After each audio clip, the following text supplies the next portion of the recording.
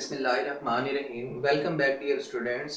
इससे previous lecture के अंदर हमने बैक्टीरियल सेल स्ट्रक्चर को स्टार्ट किया था, जिसके अंदर हमने स्लाइम, कैप्सूल और सेल वॉल को डिस्कस किया था। आज रिमेनिंग स्ट्रक्चर्स को हम डिस्कस करेंगे।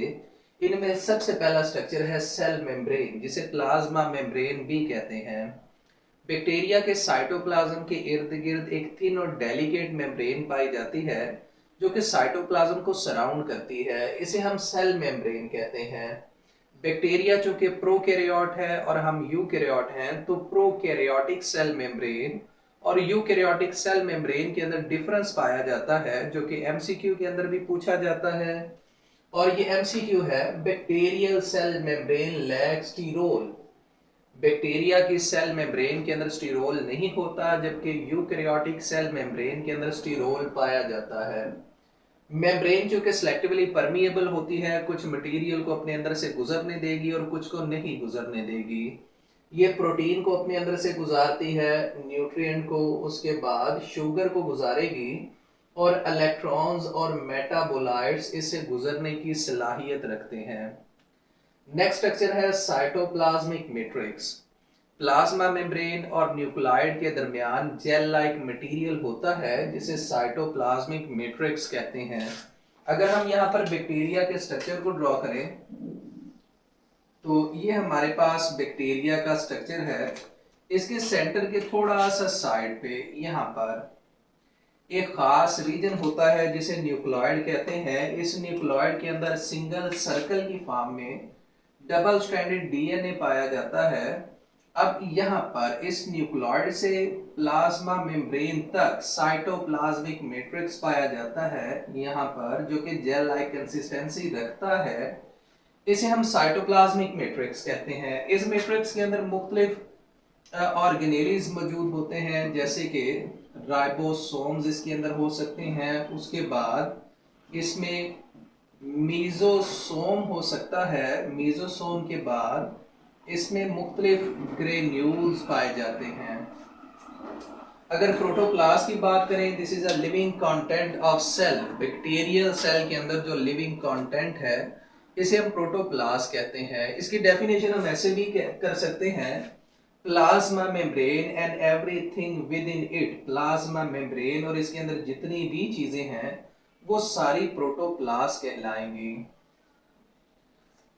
नेक्स्ट स्ट्रक्चर है न्यूक्लियोइड। न्यूक्लियोइड हमने इससे पहले भी डिस्कस किया है। बैक्टीरिया के साइटोप्लाज्म के अंदर एक खास रीजन है जिसे न्यूक्लियोइड कहते हैं, जिसके अंदर single circle double stranded DNA पाया जाता है। This is called nucleoid. अब यहाँ पर जो जेनेटिक मटेरियल या डीएनए पाया जाता है, ये डिस्क्रीट क्रोमोसोम नहीं बनाता। जैसे कि आम क्रोमोसोम होता है जिसमें सेंट्रोमियर क्रोमैटिड होते हैं, वैसा क्रोमोसोम बैक्टीरिया में नहीं होता। हम इस स्ट्रक्चर को दोबारा यहाँ पे ड्रॉ करने की कोशिश करते हैं, जो हमने पहले ड्रॉ किया है। ये बैक्टीरिया के यहाँ सेंटर के थोड़ा सा साथ न्यूक्लियोइड वाला रीजन होता है और इस न्यूक्लियोइड के अंदर सर्कल की फॉर्म में डबल स्ट्रैंडेड डीएनए पाया जाता है, जिसे क्रोमैटिन बॉडी भी कहते हैं।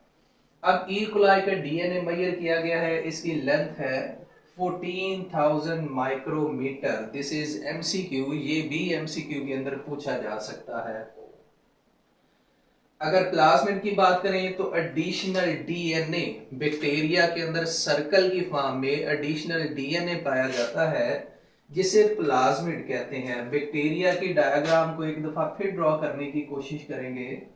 ये हमारे पास बैक्टीरियल सेल स्ट्रक्चर है और यहाँ पर बैक्टीरिया का न्यूक्लियोइड होता है। न्यूक्लियोइड के अंदर सर्कल की फॉर्म में डबल स्ट्रैंडेड डीएनए है। इसके साथ यहाँ पर एडिशनल डीएनए मौजूद होता है, जो कि ग्रीन ये मार्कर से ड्रॉ किया है। This is called plasmid. अब आपने याद रखना है, ये प्लाज्मिड ग्रोथ और मेटाबॉलिज्म के अंदर इन्वॉल्व नहीं होता। तो फिर ये किस चीज के अंदर इन्वॉल्व होता है?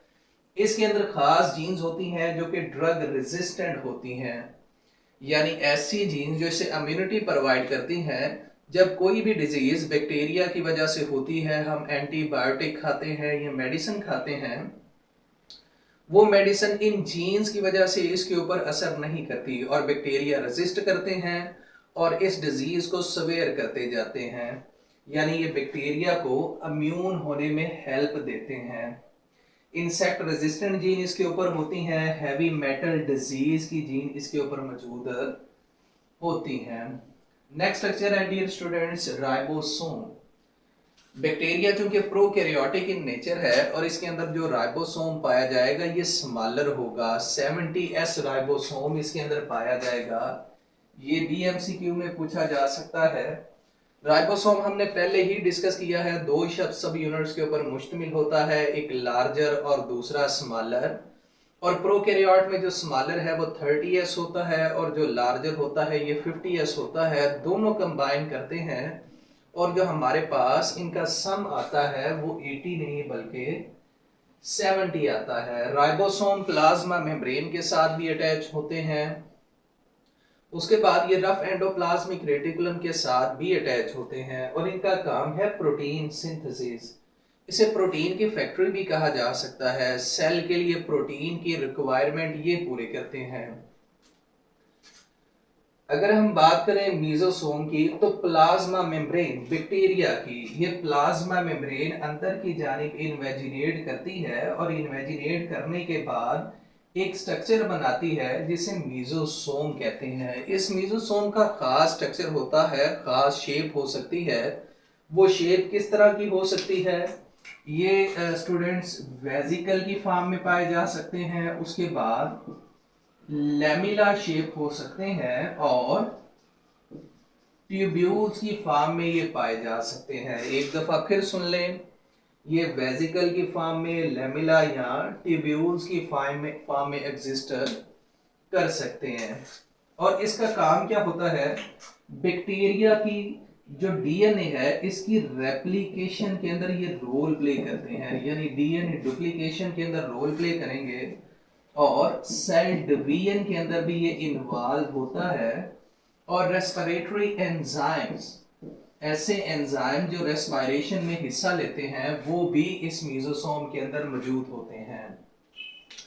अगर बात करें ग्रेन्यूल्स और स्टोरेज बॉडी की, तो जब बैक्टीरिया के पास न्यूट्रिएंट डेफिशिएंट होते हैं, यानी बैक्टीरिया ऐसे इन्वायरमेंट के अंदर रहता है जहां पर न्यूट्रिएंट की कमी हो जाती है, तो इस इन्वायरमेंट में सरवाइव करने के लिए वो क्या करता है, जितने न्यूट्रिएंट इसे मिलते हैं वो इसे अपने अंदर स्टोर करना शुरू कर देता है ताकि फ्यूचर में इनका इस्तेमाल कर सके।